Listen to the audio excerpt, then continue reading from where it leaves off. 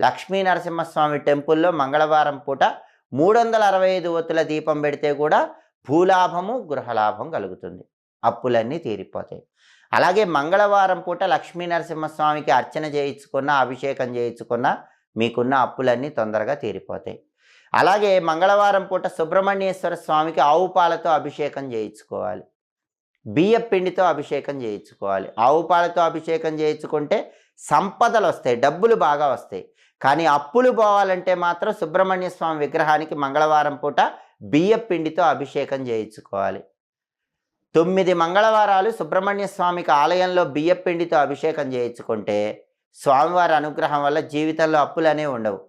కోట్లల్లో అప్పులు ఉన్నా సరే ఆ అప్పుల నుంచి తొందరగా బయటపడటానికి సుబ్రహ్మణ్య స్వామికి చేసే బియ్య పిండి అభిషేకం అనేది చాలా అద్భుతంగా సహకరిస్తుంది.